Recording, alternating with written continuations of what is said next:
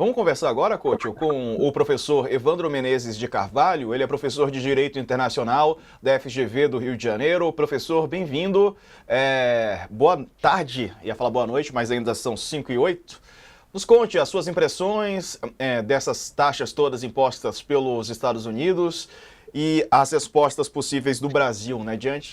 Nós fomos um dos países com menor, né, impacto, tendo em vista, por exemplo, salvo engano, qual que foi? Acho que foi Taiwan, que teve 46%, né? Alguns países com taxação bem elevada. Uma boa tarde.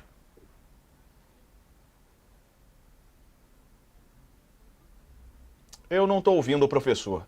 Eu acho que é aí, professor, o áudio deve estar desativado.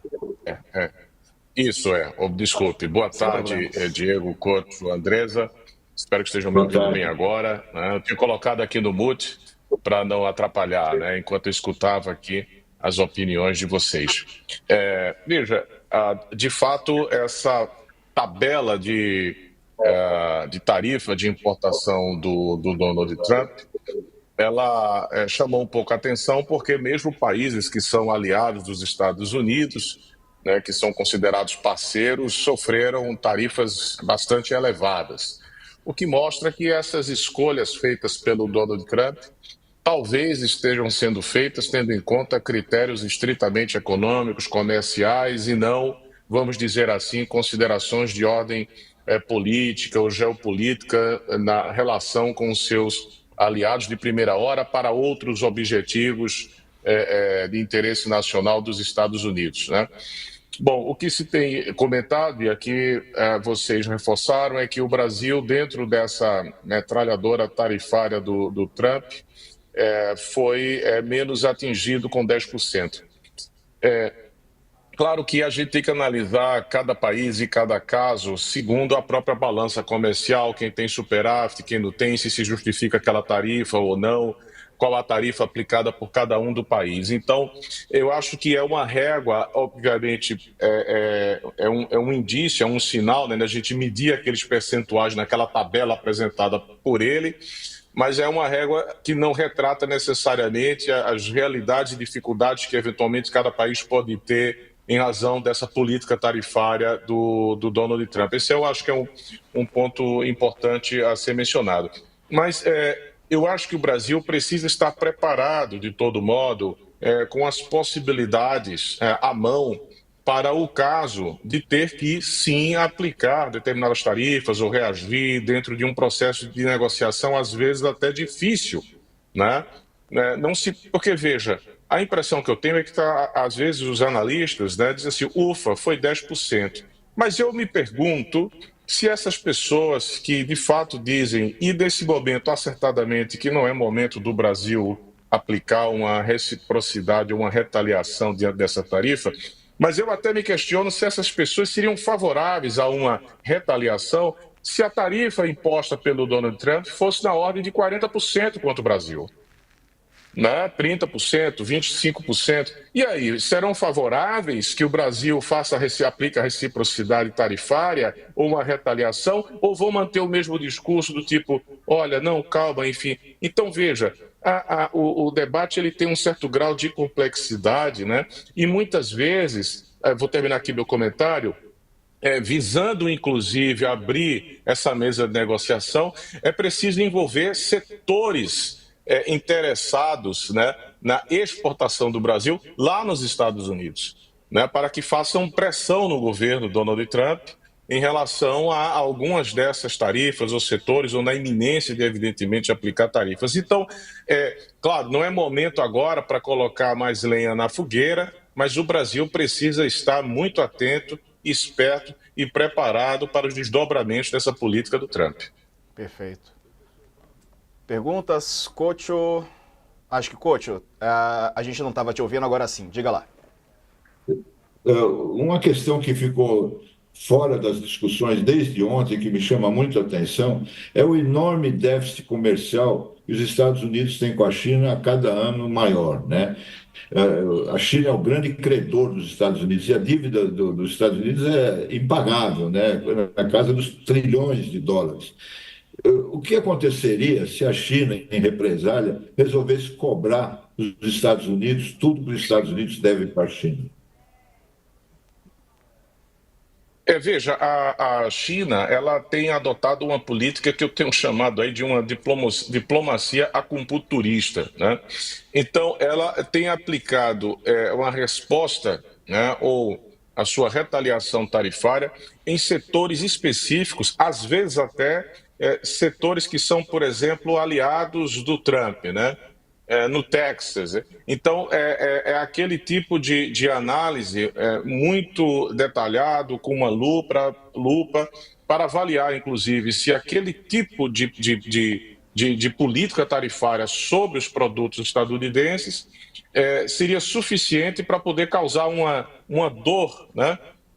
Uma dor econômica no país que leve os Estados Unidos a ter que ali negociar com a China. Então, eu não vejo nesse ponto, o governo chinês pensando em retaliações de maneira generalizada, né? Aplicada a vários produtos, sem muita discriminação de quais setores, enfim, teriam uma justificativa. Agora, claro, você colocou, Couto, um ponto importante, né? Quando o Trump, no seu primeiro mandato, iniciou essa política protecionista, lá no começo, ela de fato tinha uma fundamentação, porque o déficit da balança comercial dos Estados Unidos era, salvo engano, na ordem de 500 bilhões naquele momento. Então, é plausível que qualquer presidente queira discutir essa balança comercial com a China e dizer, olha, a gente precisa aqui tornar ela um pouco mais equilibrada. O problema lá atrás é que este tema comercial ele foi conjugado depois com assuntos de defesa nacional, né? Então, teve aquelas barreiras em relação àquela discussão sobre Huawei, por exemplo, né? Então, misturou assuntos de comércio com assuntos de defesa nacional. E aí complicou muito mais. Esse tipo de mistura de agendas, por exemplo, não está no horizonte da Organização Mundial do Comércio. Andresa. Professor, o quanto que para o Brasil tomar medidas mais de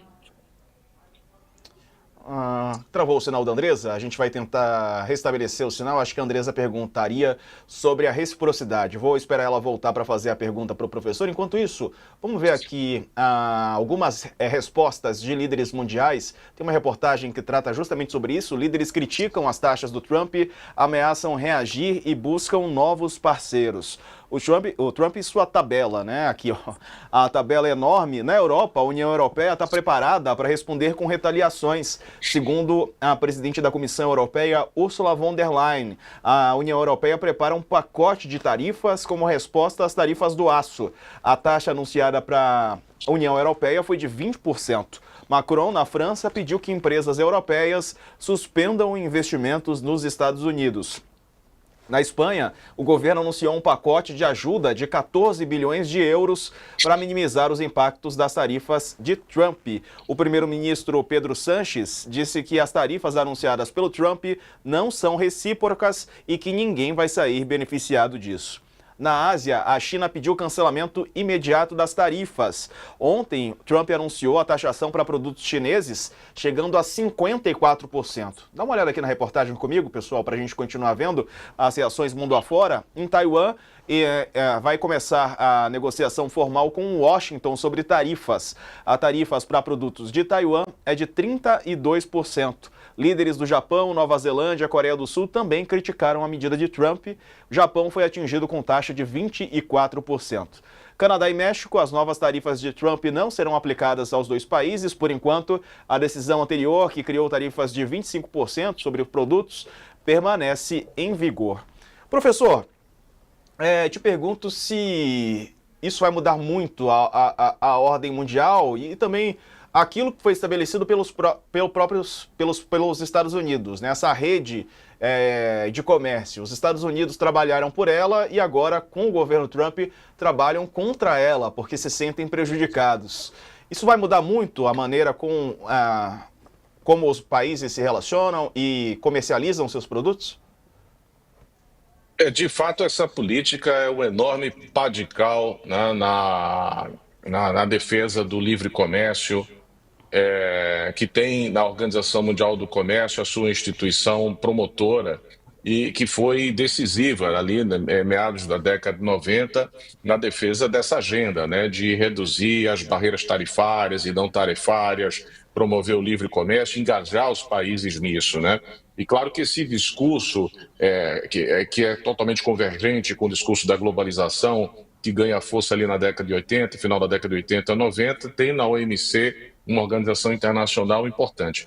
Então, os Estados Unidos atualmente, e não só deste governo Trump, mas o Trump 1 lá atrás, né, e de certo modo continuou em alguns aspectos no governo Biden, é um governo, um país que agora, como você bem falou, segue na contramão, né, uma defesa dos próprios interesses nacionais em detrimento dos interesses dos outros países do mundo, inclusive dos países que são tradicionalmente aliados. Nesse sentido, há uma contradição muito grande, ou pelo menos um contraste muito grande entre os Estados Unidos ali da segunda metade do século XX, sobretudo no final do século XX, e os Estados Unidos agora do século XXI.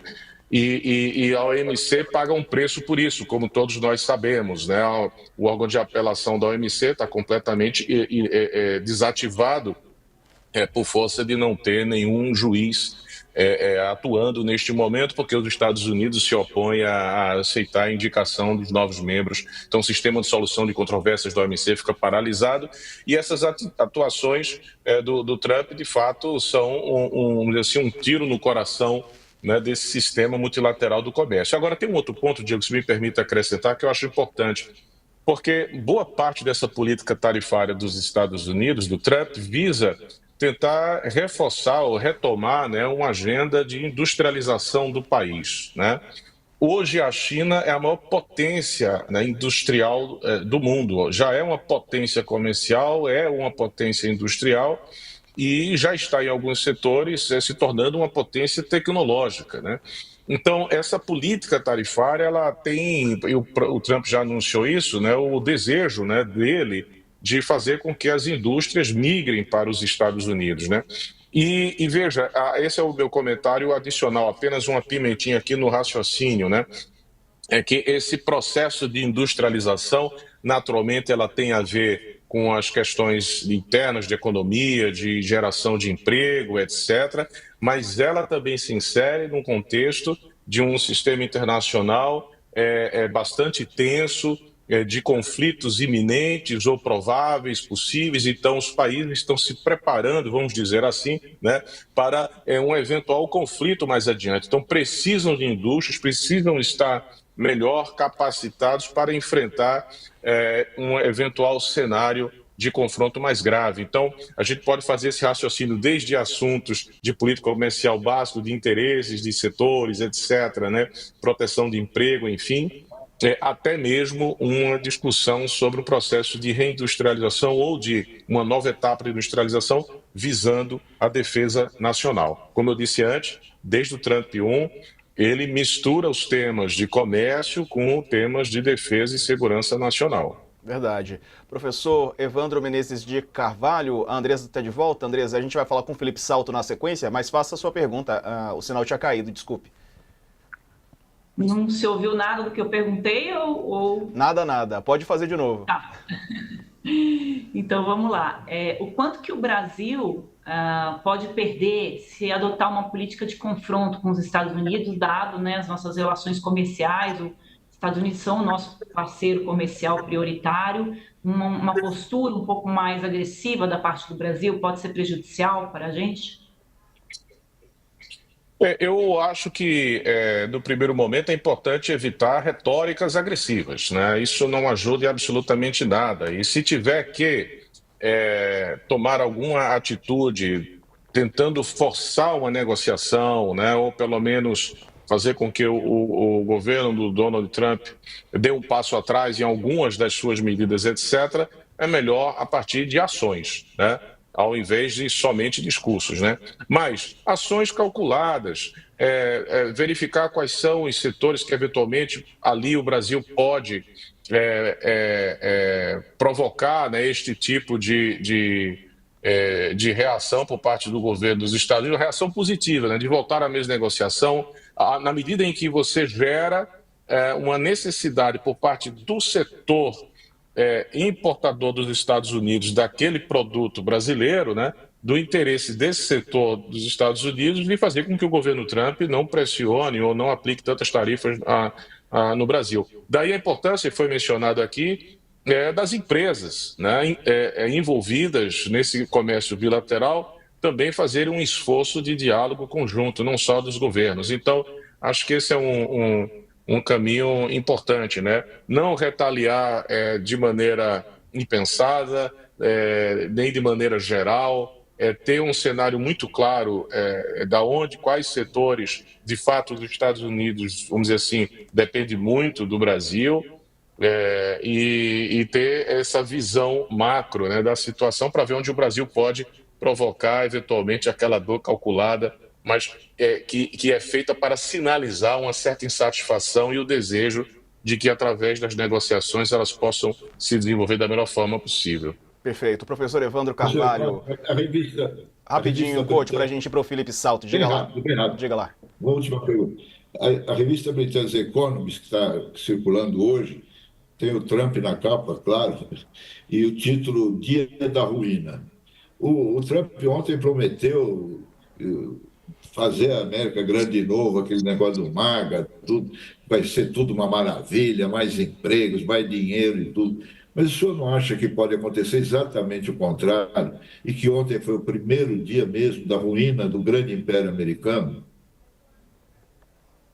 É claro, tentar ser breve, Diego, sem dúvida, porque os países que são mais racionais, mais previsíveis, né, que têm uma diplomacia mais estável, aberta à negociação, vão levar vantagem nisso. Você mesmo mencionou, coach, com toda a razão, que a China, por exemplo, poderá se beneficiar dessa política externa errática do Donald Trump. Isso reduz a credibilidade, faz com que dos Estados Unidos, né, faz com que os seus parceiros se sintam mais inseguros e, dentro dessa insegurança, tenham muita dificuldade de estabelecer com os Estados Unidos parcerias de longo prazo.